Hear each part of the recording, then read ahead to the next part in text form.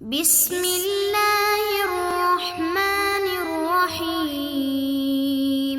بسم اللہ الرحمن الرحیم۔ السلام علیکم عزیز طلبہ کرام، امید ہے آپ حضرات خیریت سے ہوں گے۔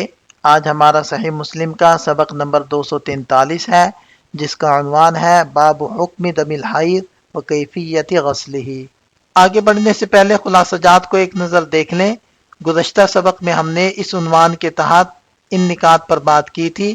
آج کے سبق میں ہم اس عنوان کے تحت ان مذکورہ نکات پر بات کریں گے۔ تو بڑھتے ہیں سبق کی طرف۔ وبه قال وحدثنا ابو بکر بن ابی شیبہ قال حدثنا وکیع قال حدثنا هشام بن عروہ قال وحدثني محمد بن حاتم واللفظ له قال حدثنا يحيى بن سعيد عن هشام بن عروہ قال حدثتني فاطمة عن اسماء قالت جاءت امرأة الى النبي صلى الله عليه وسلم فقالت احدانا يصيب صوبها من دم الحيض كيف تصنع به؟ قال تحته ثم تقرصه بالماء ثم تنضحه ثم تصلي فيه۔ حضرت اسماء رضی اللہ عنہ فرماتی ہیں کہ ایک عورت نبی پاک صلی اللہ علیہ وسلم کی خدمت میں حاضر ہوئی اور کہا کہ ہم میں سے کسی کے کپڑوں کو حیض کا خون لگ جاتا ہے، ہم اس کا کیا کریں؟ آپ علیہ السلام نے فرمایا پہلے اسے کھرچ لو، پھر پانی ڈال کر اسے رگڑو، پھر اسے دھو کر اس میں نماز پڑھو۔ اس اسناد کے رجال 7 ہیں۔ پہلے ہیں ابو بکر بن ابی شیبہ، دوسرے ہیں محمد بن حاتم بن میمون، تیسرے ہیں وکیع بن جراح، اور چوتھے ہیں یحییٰ بن سعید القطان، پانچویں ہیں ہشام بن عروہ، اور چھٹے نمبر پر ہے فاطمہ بنت منذر بن زبیر بن عوام الاسدیہ ثقۃ۔ ساتویں نمبر پر ہیں حضرت اسماء بنت ابی بکر صدیق رضی اللہ عنہم، جو حضرت زبیر بن عوام رضی اللہ عنہ کی زوجہ تھیں۔ انہیں ذات النطاقین کے لقب سے یاد کیا جاتا ہے۔ اس لقب کی وجہ یہ تھی کہ جب نبی پاک صلی اللہ علیہ وسلم ہجرت کے موقع پر سفر کی تیاری فرما رہے تھے تو حضرت اسماء نے آپ کے لیے کھانے کا سامان تیار کیا۔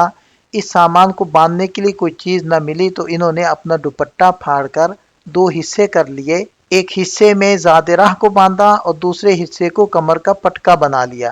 اس واقعے کی بنا پر آپ علیہ السلام نے انہیں ذات النطاقین کا لقب عطا فرمایا۔ فقہاء کرام نے وضاحت کی ہے کہ نجاست کو دور کرنے کے لیے صرف پانی ہی شرط نہیں، بلکہ ہر بہنے والی چیز جو نجاست کو زائل کر دے، مثلا سرکہ یا عرق گلاب، ان سے بھی طہارت حاصل کی جا سکتی ہے۔ اس کی بنیاد یہ ہے کہ پانی کو پاک کرنے والا اس لیے مانا گیا ہے کہ وہ نجاست کو دور کر دیتا ہے، اور جب کوئی دوسری بہنے والی چیز یہی کام کرے تو مقصد حاصل ہو جاتا ہے۔ اس لیے حدیث میں پانی کا ذکر بطور حصر نہیں بلکہ بطور غالب ہے، یعنی عام طور پر پانی استعمال ہوتا ہے، لیکن اس کے ہم معنی دیگر بہنے والی چیزیں بھی معتبر ہیں۔ یہ ایسے ہی ہے جیسے استنجا کے لیے حدیث میں پتھروں کا ذکر آیا ہے، حالانکہ مقصد نجاست کو دور کرنا ہے اور اس کے لیے دیگر اشیاء بھی استعمال ہو سکتی ہیں۔ یہ بھی اسی اصول پر ہے۔ حضرت عائشہ رضی اللہ عنہا کی روایت بھی ہے کہ انہوں نے حیض کے خون کو تھوک سے خرچ کر دور کیا، اور حافظ ابن حجر رحمہ اللہ نے اس کی وضاحت کی ہے کہ مقصد اثر کو کم کرنا تھا، نہ کہ پانی کے استعمال کی نفی۔ جہاں تک نضح کا تعلق ہے تو اس کا مطلب ہے دھونا یا پانی ڈالنا۔ امام خطابی رحمہ اللہ نے فرمایا کہ اس سے مراد دھونا ہے، جبکہ امام طیبی رحمہ اللہ نے وضاحت کی ہے کہ نضح کا استعمال آہستہ آہستہ پانی ڈالنے کے لیے ہوتا ہے۔ بعض نے کہا کہ اگر خون کا اثر باقی ہو اور اس پر صرف چھڑکاؤ کیا جائے تو یہ نجاست کو مزید بڑھا دیتا ہے، اس لیے اصل مقصد دھونا ہے۔ یہ حدیث متفق علیہ ہے، اور دیگر ائمہ حدیث نے بھی اپنی اپنی کتابوں کے اندر اس حدیث کو ذکر کیا ہے، جس کی تفصیل یہاں موجود ہے۔ یہاں سے اس حدیث کے فوائد کو ذکر کیا جا رہا ہے۔ سب سے پہلے یہ بات واضح ہوتی ہے کہ حیض کا خون نجس ہے۔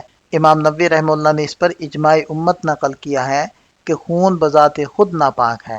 دوسری بات یہ معلوم ہوتی ہے کہ اس نجاست سے پاک ہونا نماز کی صحت کے لیے لازمی شرط ہے، یعنی اگر کپڑوں یا بدن پر حیض کا خون لگا ہو اور اسے صاف نہ کیا جائے تو نماز درست نہیں ہوگی۔ تیسرا اہم نقطہ یہ ہے کہ ایسی نجاستوں کو دور کرنے کے لیے کوئی خاص تعداد یا مخصوص طریقہ جیسے مٹی کا استعمال یہ مقرر نہیں ہے، بلکہ اصل شرط صرف یہ ہے کہ نجاست کو اچھی طرح صاف کر دیا جائے اور اس کا اثر باقی نہ رہے۔ اس کو فقہاء الانقاء یعنی مکمل صفائی کہتے ہیں۔ اس طرح یہ حدیث اور اس سے ماخوذ فقہی اصول ہمیں یہ سکھاتے ہیں کہ نجاست کے ازالے میں اصل مقصد صفائی اور پاکیزگی ہے، نہ کہ کسی خاص تعداد یا مخصوص مادے کا استعمال۔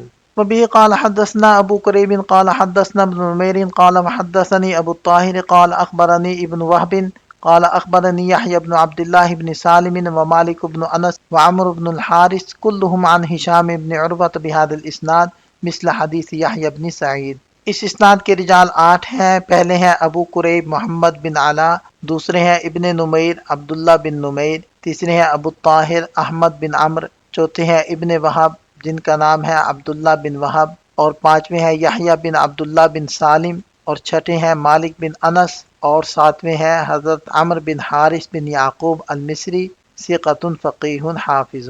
یہاں اس حدیث سے حاصل ہونے والے چند فوائد اور نکات کو ذکر کیا جا رہا ہے۔